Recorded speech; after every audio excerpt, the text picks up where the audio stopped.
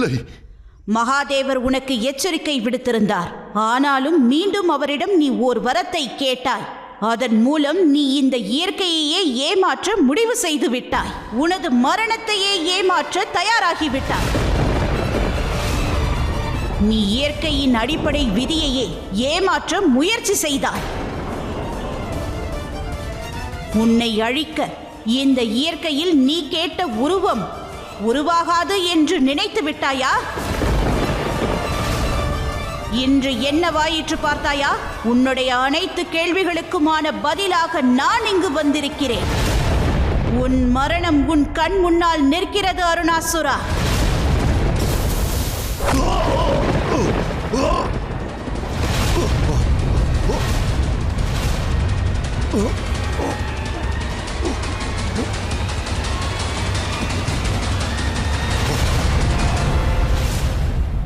இதை தவிர தாங்கள் தேவதேவிகள் வேறு என்னதான் செய்துவிட இயலும்?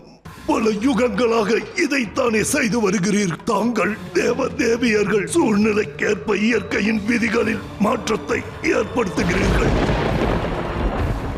என் புதல்வியின் வாழ்க்கையானது உண்மையில் இயற்கைக்கு எதிரானதுதான். ஆனால் மகா காளியின் வடிவத்தை விட்டு பிரம்மரி தேவியின் வடிவத்தை எடுத்தது இயற்கைக்கு முரணானதல்லவா தேவி? எனது நோக்கத்தை நிறைவேற்றுவதற்காக நான் இயற்கையின் விதியை மீறவில்லை அருணாசுரா. ஏனென்றால் அந்த இயற்கையே நான் தான். இந்த பிரபஞ்சம் முழுவதிலும் வியாபித்திருக்கும் இந்த இயற்கையின் முழு வடிவமே நானே ஆவேன். சக்தியும் இயற்கையும் வேறு வேறு அல்ல அருணாசுரா. இப்பொழுது புரிந்ததா? இந்த இயற்கையின் ஒவ்வொரு கர்மத்திலும் ஒவ்வொரு பரிணாமத்திலும் நான் தான் உள்ளேன். ஆகையினால் தான் இந்த பிரம்மரி தேவி வடிவம் எடுத்து வந்துள்ளேன். நான் இந்த இயற்கையின் விதியை மாற்றவில்லை, அதை மீறவும் இல்லை. என்னுள் உறைந்திருக்கும் ஒரு வடிவத்தை தான் இன்று நான் உனக்காக இங்கு எடுத்துள்ளேன். இதுவரையில் நீ நம்பிக்கை மற்றும் அவநம்பிக்கைக்கு இடையே சிக்கிக் கொண்டுள்ளாய் அருணாசுரா. ஆனால் இப்பொழுது நேரம் வந்துவிட்டது. இனி நீ அனைத்து உண்மைகளையும் அறிந்து கொள்வாய்.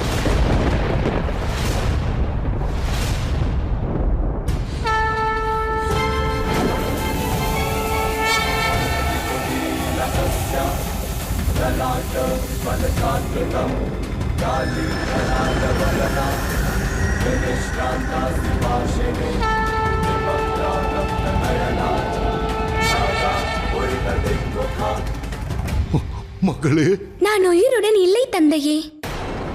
இத்தனை ஆண்டுகளாக நான் இந்த உடலில் சிறைப்பட்டு இருந்தேன் தந்தையே.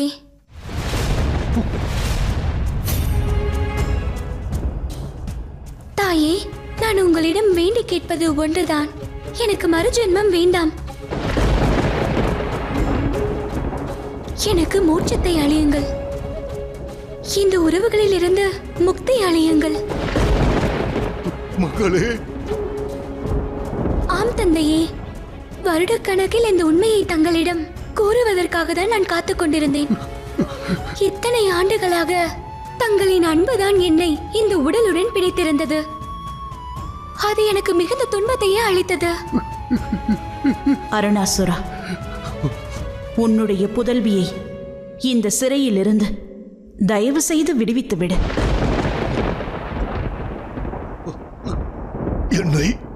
என்னை மன்னித்து விடும் மகளே.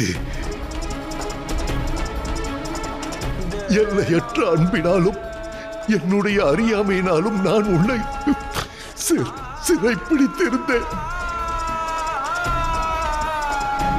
ஆனால் என்று நான் அனைத்தையும் புரிந்து கொண்டு விட்டேன். ஆனால் என்று உன்னை நான் இந்த உறவிலிருந்து விடுவித்து விடுகிறேன் மகளே. செல் மகளே, செல்.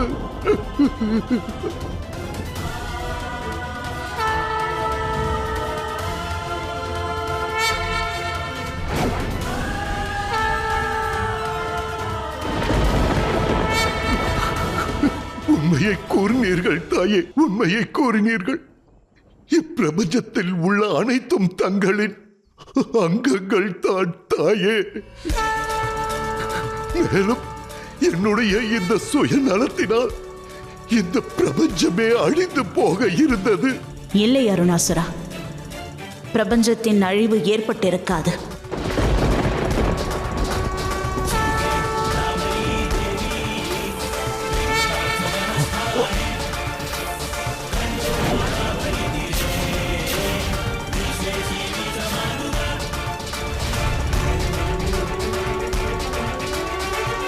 ஏனென்றால் அழிவிலிருந்து அந்த இயற்கையே ஒவ்வொரு முறையும் தன்னை காத்துக்கொள்ளும்.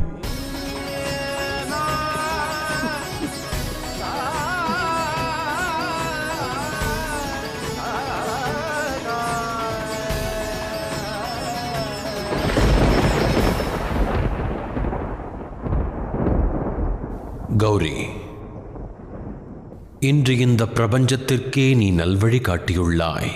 மானிடர்கள் அனைவருக்கும் இது ஒரு புதிய ஞானத்தை அளிக்க வல்லது. அஞ்ஞானத்தின் வாயிலாக பிரம்மரி தேவியின் வடிவத்தில் அவர்களுக்கு நம்பிக்கையை நீ என்றும் வழங்கிக் கொண்டே இருப்பாய். நம்பிக்கை ஒன்றே அனைத்தும். நம்பிக்கையின் அடிப்படையில்தான் இப்பிரபஞ்சமே இயங்கிக் கொண்டிருக்கிறது. நம்பிக்கைதான் அன்பு. அன்பொன்றே அதன் உயிராகும். அந்த அன்பே தெய்வீகத்துவமும் ஆகும்.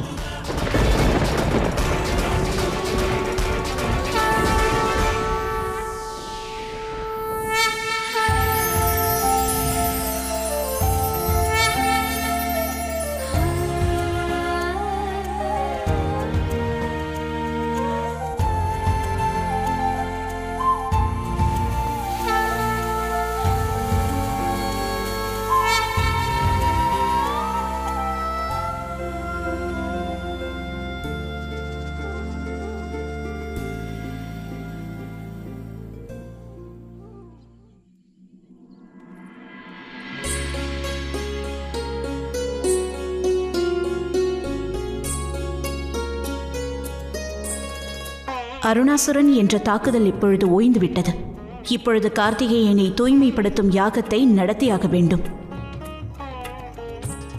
மகாதேவா, நாம் கைலாயம் செல்ல வேண்டிய நேரம் வந்துவிட்டது.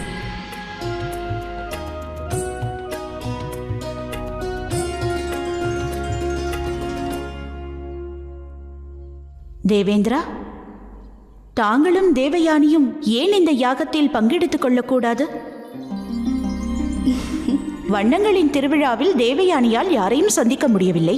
ஆகையினால் கைலாயத்தில் அனைவருக்கும் தேவயானியை அறிமுகப்படுத்தி வைக்கும் நேரம் வந்துவிட்டது. மகனே கார்த்திகேயா, நீ விரும்பினால் சற்று நேரம் கழித்து கைலாயம் திரும்பலாம்.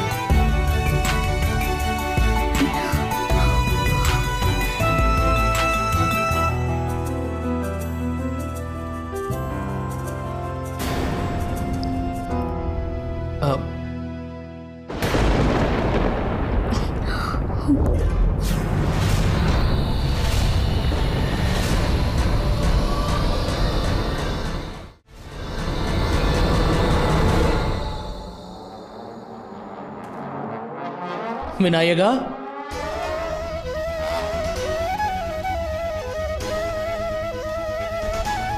இது முறையல்ல விநாயகா. உன்னுடைய சகோதரனை இவ்வாறு மறைந்திருந்து பார்ப்பது முறையான காரியம் அல்ல. தம்மையா, நான் தாயின் கட்டளையை தானே நிறைவேற்றிக் கொண்டிருந்தேன். நான் இப்பொழுதுதான் தாயார் கூறியதை கேட்டேன். இவர் இதற்கு முன்பு கைலாயத்தில் எவருக்குமே இவரை சந்திக்கும் வாய்ப்பு கிடைக்கவில்லையாமே.